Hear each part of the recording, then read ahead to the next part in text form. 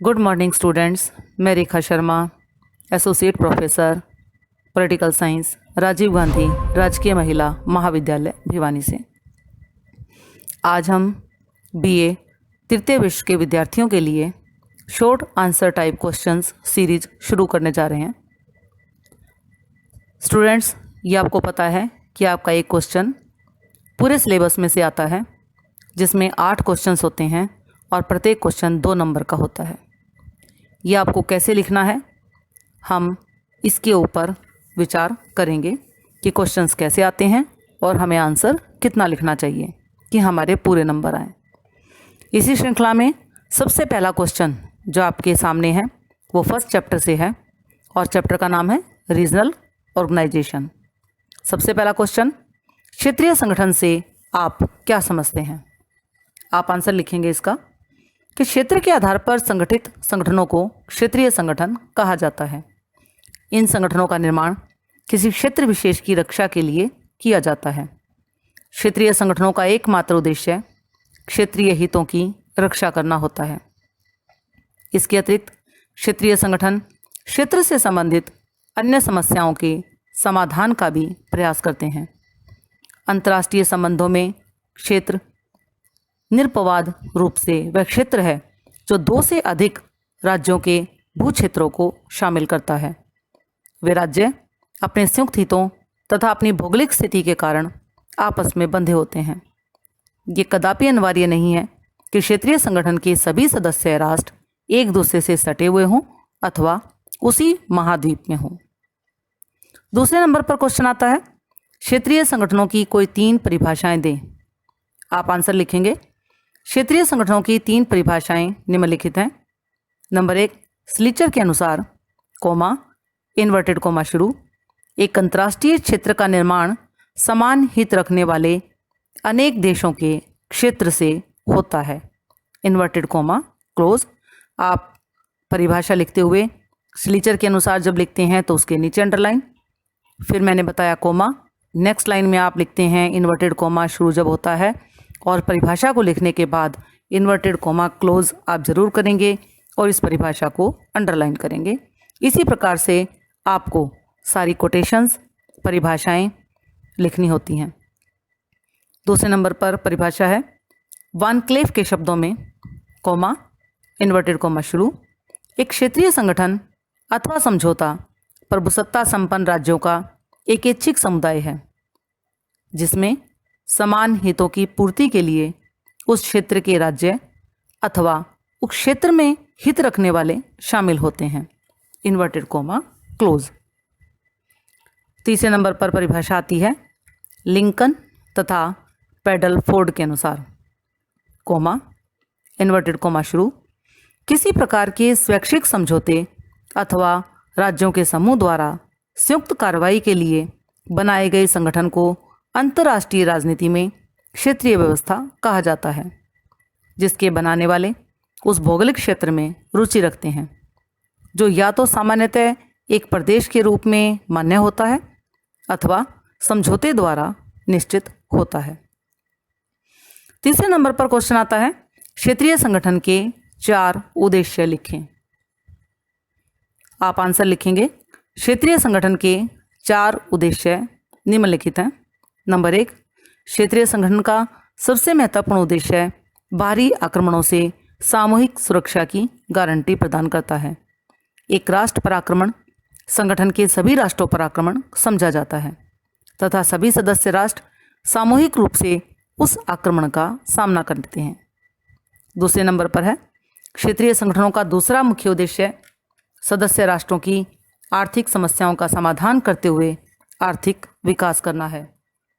तीसरे नंबर पर, क्षेत्रीय संगठनों का एक अन्य महत्वपूर्ण उद्देश्य किसी विशेष क्षेत्र के छोटे छोटे राज्यों के ऊपर एक शक्तिशाली राष्ट्र की सत्ता को स्थापित करना है, जिससे इन छोटे राष्ट्रों के हितों की रक्षा की जा सके। चौथे नंबर पर, क्षेत्रीय संगठन का एक अन्य महत्वपूर्ण उद्देश्य शक्ति संतुलन को बनाए रखना है। अब चौथे नंबर पर क्वेश्चन आता है, क्षेत्रीय संगठनों की कोई 4 विशेषताएं बताइए। आप आंसर लिखेंगे, क्षेत्रीय संगठनों की 4 विशेषताएं निम्नलिखित हैं। नंबर 1, क्षेत्रीय संगठन का लक्ष्य सदस्य राष्ट्रों के मध्य मतभेदों का निपटारा करना होता है। नंबर 2, वे इस बात को मानते हैं कि उनमें से किसी एक के विरुद्ध हमला सबके विरुद्ध हमला है। नंबर 3, वे संयुक्त राष्ट्र के चार्टर के उल्लंघन की किसी भी प्रवृत्ति को स्वीकार नहीं करते। नंबर 4, वे निरंतर स्वावलंबन को स्थापित करने के लिए प्रयत्नशील रहते हैं। अब बारी आती है 5वें क्वेश्चन की। क्वेश्चन है, क्षेत्रीय संगठनों के आधार बताइए। आप आंसर लिखेंगे। क्षेत्रीय संगठनों का गठन मुख्य रूप से आर्थिक, राजनीतिक तथा सैनिक आधार पर किया जाता है। अमेरिकी गणराज्य का संघ, club of great powers, Balkan league तथा राष्ट्रमंडल आदि राजनीतिक संगठनों के उदाहरण हैं। नाटो, सीटो, वार्सा समझौता, बगदाद समझौता आदि सैन्य क्षेत्रीय संगठन हैं। इनकी स्थापना शीत युद्ध के संदर्भ में की गई थी। इन सभी सैन्य संगठनों में नाटो को छोड़कर अन्य सभी संगठन समाप्त हो गए हैं।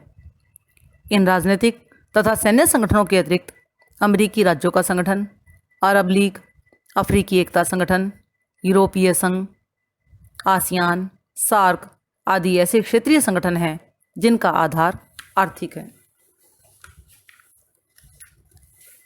नेक्स्ट क्वेश्चन है आपके पास 6 नंबर पर कि संयुक्त राष्ट्र में क्षेत्रीय व्यवस्थाओं से संबंधित किन्हीं 2 धाराओं का वर्णन करें।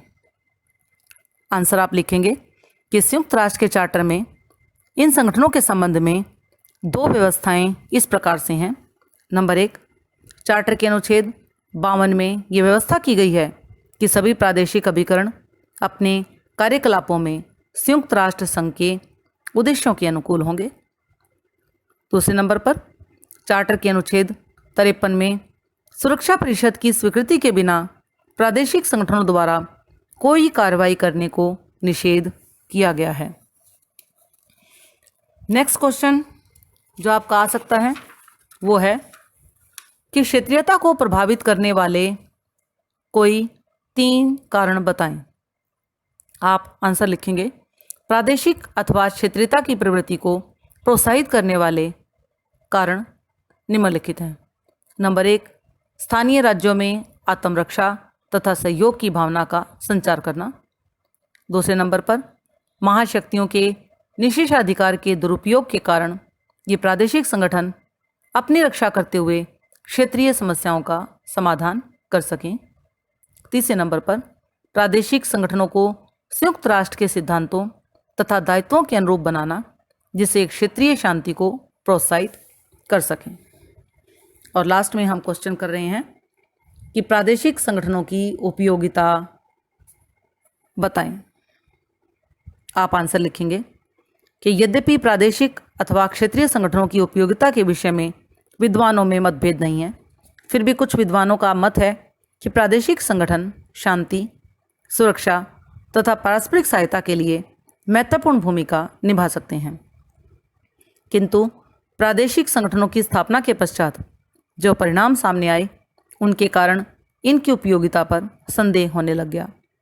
वास्तव में प्रादेशिक संगठन अपनी उपयोगिता को सिद्ध नहीं कर सके। इनके निर्णय से विश्व में तनाव कम होने के स्थान पर बढ़ा और तनाव तथा संघर्ष की राजनीति के साथ साथ विश्व 2 गुटों में विभक्त हो गया था। सोवियत संघ तथा अमेरिका का गुट इसी तरह के उदाहरण हैं। 1991 में सोवियत संघ के विघटन के पश्चात सोवियत संघ का गुट भी समाप्त हो गया। विध्रुवीकरण के स्थान पर विश्व में अमेरिका का वर्चस्व स्थापित हो गया। स्टूडेंट्स, हम कल दूसरे चैप्टर क्षेत्रीय संगठन यूरोपीय समुदाय के शॉर्ट टाइप आंसर करेंगे। धन्यवाद।